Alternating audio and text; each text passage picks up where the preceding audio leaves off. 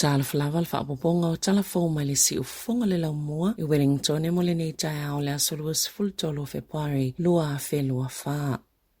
E silia ma le toa lima se lau le au whainga alwenga ua vaea le soifua maloloi na New Zealand po le Health New Zealand le te whaatu ora ma se tasi le vaenga o suinga te tele a le amatanga alwenga sa amata mai le tausanga lua a whelua lua ma sa tu ufaatisia ipulenga whaafale mai whaito malo. Po DHPs ma whaititia nisi o ngā luenga o fisa talo mai le nā taimi wa lua a whetolo se lau ngā luenga o solo ia pe whaalea o ngā ina a iei nisi au whainga luenga o toi whaafai ngā luenga inisi matata peitai e to lima se lau I o mai le taimi nei ua vaea ma sa tutongi e se vaenga to pe atoa. E silia maleiva miliona tala ilona au te lenga wata ue whaapia o atu I le to awhi ono se lau le au whainga luenga le avaea I le taimi o lo whaatino ai suinga te tele. Masafa asao I se tupetu samana se lau tolu se fuluiva miliona tala. I le tausanga mua o suinga piona whaalia le polisili le fionga whipulea I Machi apa. Na iwe le pulenga, sa whainga tā lava le tausanga mua ai mai selfa atinonga o suinga I le taimi na titile le COVID se fuluiva. O le ua amata na wa aia le taimi nei, nisi o whaamanianga mai suinga titile ia na whaia le soifua maloloina, bei ona sauno fe pulea e. Na tā ufo I Dr. Richard Sullivan, o lo whaanga solo peo na ngā lulue whaititia taimi whaatalitali, I whale mai pei tai, wa tino mai ni tūlanga lei, I le whaititinga leo taimi whaatalitali mō tautonga, wapa u I le ono se lau, mai leo whainga sa iei se fululu afe ngase. Sa whaatalitali mō tautonga mole silia ma le tausanga,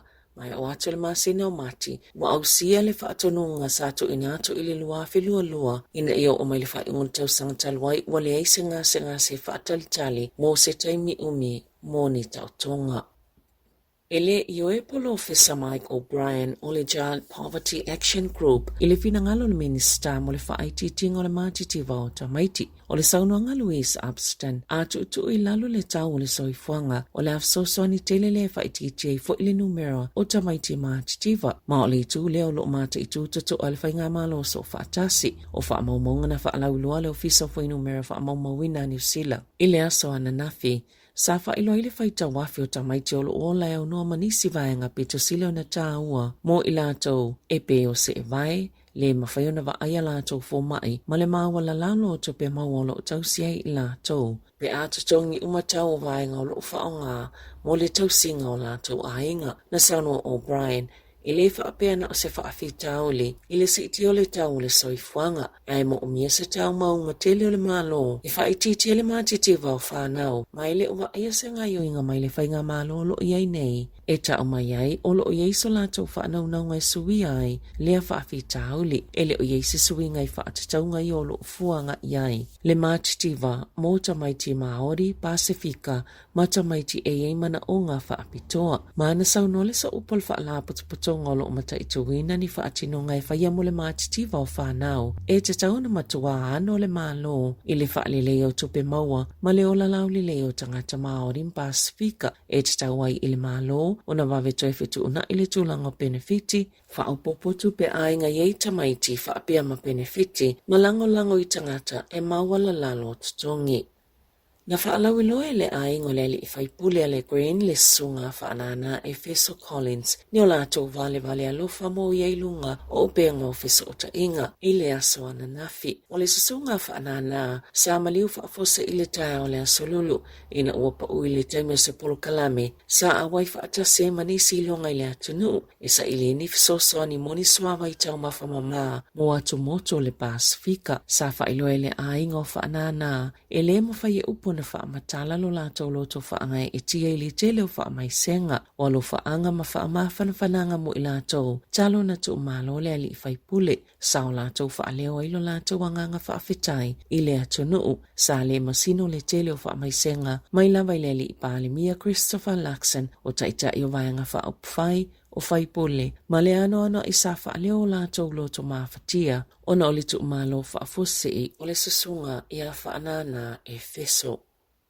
E pito maua lulunga lava tupe na Hawaii I whaipule le National I taimel whainga pālota o le lua whelua tolu. Pia na whaalia I whaamaumonga al komisi. Mo whainga pālota I le asoana nafi. Sa o fia I ia whaamaumonga. Leo whainga o tupe na whaaluma suwafo I lātou. Sāfoa ina ia tupe esilia malita ia felima se lau tala. Mai le se fulu foa I pito titile mulwhainga balota lua fe se fulu e walu mai le waenga whaupwhaia le National o Shane Jones o le New Zealand First in Northland. Ma Chloe Swarbrick o le Greens I aukilani tu tonu le atua I ele to se fulu pito I lunga e se lau ma le iwa afi fa se lau iwa se fulu ono tala ono lua sene. Sāfoa ina I le whaipula le National I aukilani tu tonu o Mahesh Muralita I tupe foai. Masala talata iai Swarbrick e silia ma le iwa se fulu lima afi tala. Elo na whale whaipula le Heart South Chris Bishop I le liso whaipule sa pito sile o na tele la tau tupe na maua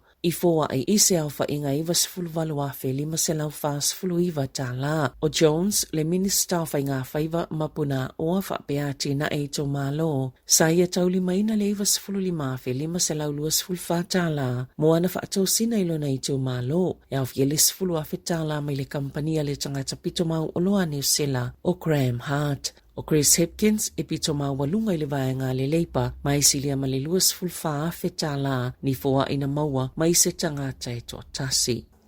O toi wha apopole fsosani le malo New Zealand ala ilana matanga luenga le malo si anga wha afitafita mo Ukraine. Ma wha amaonia fo ile isi luas fuluiva te si maleiva miliona tala o fisosani. Mo atoane ia ile silia ma le selau miliona tala o fisosana New Zealand. A o lata ina ato le lua tau sanga o whaia le tau walusia ma Ukraine. Wa wha maonia fo ile malo le tāpenanga o ni Tala Fou I lalo le tō la fono o tapu mo Lucia lua afe lua.